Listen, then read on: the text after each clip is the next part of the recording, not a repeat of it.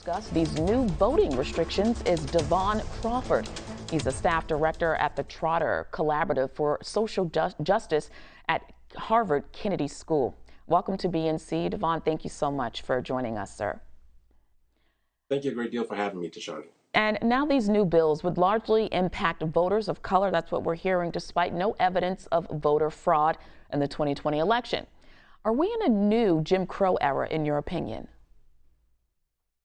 Thank you so much for the question. To be sure, what we're witnessing in this country is truly a Machiavellian frenzy to not only restrict voting, but in a real sense, to restrict democracy. We have seen no less than 361 bills introduced across 47 different states, as you noted, to restrict voting access, to limit early voting, to limit drop-off boxes. And in a real sense, this is not only Jim Crow, but it's Jim Crow 2.0. Because when you think about it, it's not only African Americans who are impacted disproportionately by this restricting of democracy, but we also have to think about our elders. We have to think about young people who may not have proper voter ID laws or voter ID for the particular laws.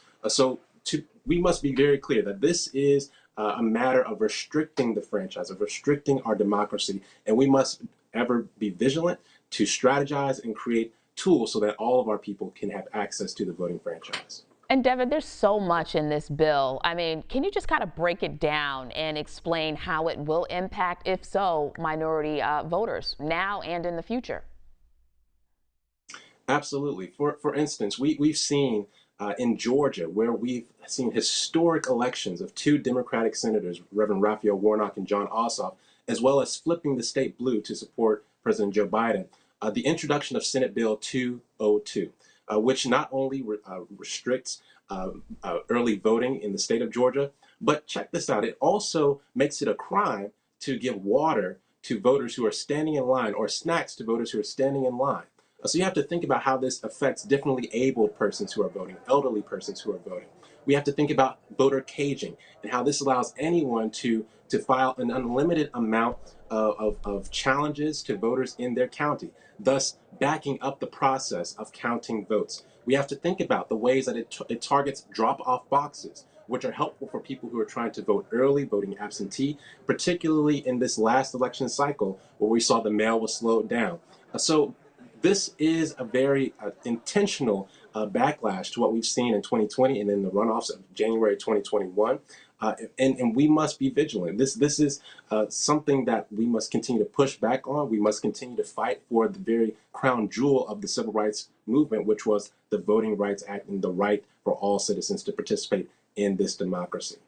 So, Devon, you're saying that this bill, or these bills, better yet, that are currently being passed in Florida and in Georgia will directly impact minority voters. So how do we get around this? Because we still have another election coming up. We still have to vote on the local level. So what do we do?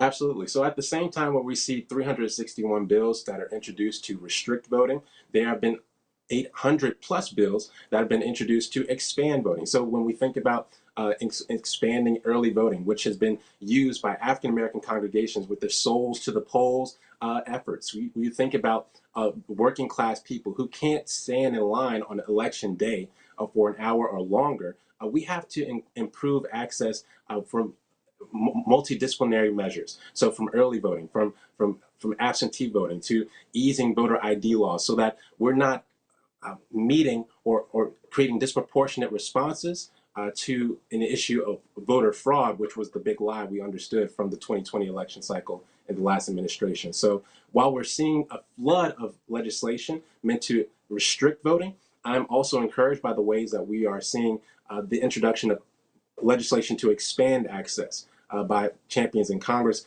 and in our state legislatures across the country. And can you tell us how your work is helping to do just that? Absolutely. So at the William Monroe Trotter Collaborative for Social Justice, we are housed at the Harvard Kennedy School, but we support organizations, individuals, and governments working at the grassroots level to bolster their social justice agendas. So particularly in the next month, we are bringing together academics, activists, and artists together for a convening on achieving our country, an Academy of Citizen Activism, where we're going to focus on the pressing challenges of democracy, of voter suppression, of voter restriction, bringing in champions such as LaTosha Brown and NSAE, Ufut from Georgia to share best practices, to share strategies as to the ways that we can reclaim our democracy and make sure that it's equitable for all of our citizens. This is just the beginning. But we're looking to expand this effort throughout the country so that all citizens are empowered. One person, one vote. I love that. And what can you tell our audience members who are listening right now? How can they get involved? How can they expand their right to vote and make sure that it's not being restricted by their local lawmakers? Absolutely. I would invite all those who are listening to join us at our convening. It is open to all citizens, to all who are listening, to join the Trotter Collaborative as we think about these strategies. I would encourage you to call your legislators to support the John Lewis Voting Rights Advancement Act to restore those provisions that ensure that the federal government will protect those citizens who are in our states that are being targeted by these Machiavellian laws. I would encourage you to call your state houses, to call your governors, to ensure that they hear your voice and that they understand that this is one of the critical issues of our democracy at this time. All of our citizens are empowered with our voices and our vote to make a change in this democracy. Got it. So it's not about just laying down and taking it, but it's about standing up and making sure your vote and your voice is also heard at the same time. Absolutely. That's the legacy and the tradition that we're upholding with Reverend John, with Reverend C.T. Vivian, with John Robert Lewis. This is the legacy of African Americans to fight and protect those rights that make us full citizens in this country. And so we're continuing that at the Trotter Collaborative for Social Justice. We invite all of you to join us at Achieving Our Country to learn more about how you can work in your particular community to join this effort and fight. Devon Crawford, thank you so much for joining us on BNC, sir, and we look forward to welcoming you back. You did a good job on your first appearance here. Thank you. It's certainly a pleasure.